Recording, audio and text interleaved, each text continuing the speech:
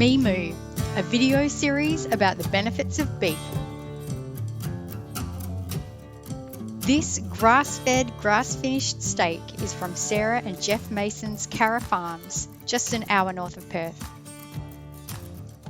Sarah and Geoff use regenerative practices to raise their cattle, grazing them in ways that enhance soil fertility and increase the ability of the soil to hold water and store carbon. They are directly addressing our most pressing environmental issues while providing our community with healthy food. Told in Sarah's own words, this is the story of how she and Geoff, people without a farming background, were able to take their first steps as regenerative beef producers. We're also very lucky because we don't actually at the moment earn an income off the farm. We're still living off Geoff's income, which allows me to learn how to be a farmer, a grazier, cattle person. Therefore we don't push the land. Like, we're only running 96 head of cattle. Yes, that's 48 lactating cows, which actually is quite a lot in terms of the nutrition that they require, because they require more nutrition than if they were just not lactating, because they're feeding themselves, feeding the calf, and then the calf is also grazing, so you're actually needing quite a lot of nutrition from the land. But a lot of people are surprised we don't run more, but that's because we don't want to push the land and we don't want to send it backwards, because we nearly did this summer because we almost ran out of grazing. We've done RCS grazing clinics. I've done an RCS grazing for profit, which is a 7-day course. We also did a ruminant nutrition course with them and a drought planning course, all of which were utterly fantastic. We've also done low stress stock handling and stress-free stock handling with Bruce Maynard. The RCS courses, I was like, well, that doesn't make sense. How can you possibly increase your carrying capacity? Whereas now I go, oh, you increase your carrying capacity because you increase how much you grow without spending a whole load of money on fertilizers and stuff like that. And I'm like, oh. Went to a stress-free stock handling course, and the guy said, you know, what are you all wanting to learn out of it? And I said to not want to use the gun, because I just want to shoot them all because they wouldn't move. I spent 3 hours shifting them from one side of a fence to another, and I realised I did it too late in the day. I hadn't set up a laneway, but it took me 3 hours, so I saw the sun set and the moon rise, and I was livid. Whereas now I could move them wherever on my own. Low stress stock handling.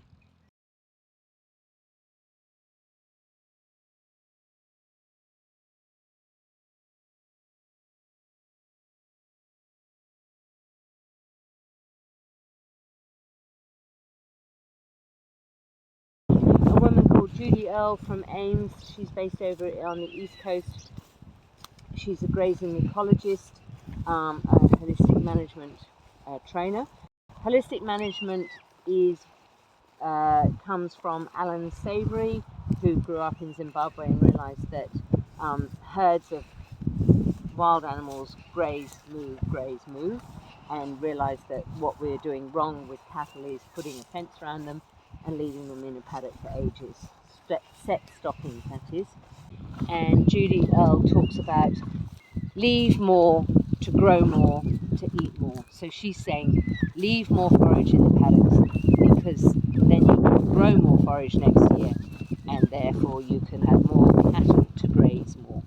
She says you need to leave at least 1.5 tonnes per hectare for the whole mob. They need 800 kilos of forage for the day. We then work out how much forage we've got per hectare, and then we'll give them enough that they can eat 800 kilos in a day but still leave at least 1.5 tonnes per hectare. More is preferable, because we still want 1.5 tonnes per hectare at the end of summer. Okay, so here we have one of the calves that we'll be keeping. We're going to keep all the calves because they have become adapted to our farm, because they were gestated on the farm. We haven't planted anything here. This has all just come up through the seed bank. This is wild oats. Mulla mulla, which is a native, it's a Tylotus. It's a semi-perennial, it can last for a couple of years. Cattle don't eat it in winter, but they love it in summer. Ryegrass. This is ripgut broom. The cows don't like it when it's green, they don't like it really when it's dry, but they will eat at the very end of summer after it's shed its seed, and it's called ripgut because it just sticks in all the time. They will eat the bit of stalk that's left after the seed has gone. We found they were eating that, especially when there was no rain. And this is where this ripgut broom is quite good because it does provide a coverage. So if you look in here, we've actually got a residual which hasn't broken down. It's better if it breaks down, but you can't see the soil, so there is coverage, and it starts to create its own little microcosm. It keeps it cooler and hopefully wetter in summer. What we're hoping is that as the soil improves, the soil biology improves, that this ripgut broom will stop being the dominant grass. This is a 2-hectare paddock where the cattle were yesterday. As you can see, they haven't eaten the ripgut broom, but it has been trampled, which is good. They had eaten a lot of the clover, and they've eaten quite a lot of that's just a trampled, but they have been eating the tops off the radish. If you look through, there are some radish flowers, but not a whole load.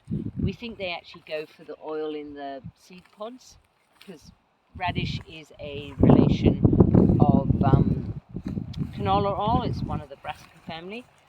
They've eaten off most of the tops of, that's a wild oats, so they've eaten some of that. Their manure is finally beginning to go better into a phase 2. When it's very runny, that means it's gone through the rumen too quickly, so they're not getting full nutrition out of it. There's the other clover that I was talking about with the yellow flower. Access to salt all the time. I'm giving them wormwood at the moment. They seem to be going through it quite a lot. It is meant to be a natural wormicide. And then there's seaweed, which we give them as a just 2 scoops a day. Lots of people say don't do that because it's just going into the beast, not the land, but it's a trace element, way of getting trace elements into them. Another way to get trace elements is wood ash. This comes from our stove, because that's also trace elements. Phosphorus, which they're going through quite a lot at the moment. Dolomite, sulfur, bentonite, copper. They've stopped going through copper. They were eating quite a bit of it at one stage. And then gypsum, all providing free choice, so they can just decide what they want when they want it. We're going to be selling or moving on the bigger framed cattle, so like the blondie coloured one over there. Unfortunately Gloriousness, who is looking at us chewing her cud, because they're too tall.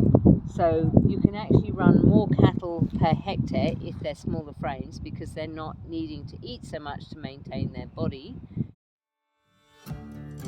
If you would like to be notified when Sarah next sells a batch of regenerative beef from Carrah Farms, either follow her on Instagram or sign up for the Mimu newsletter. Thank you very much for watching, and now the full cow moving video. Thank you, Sarah. Bye.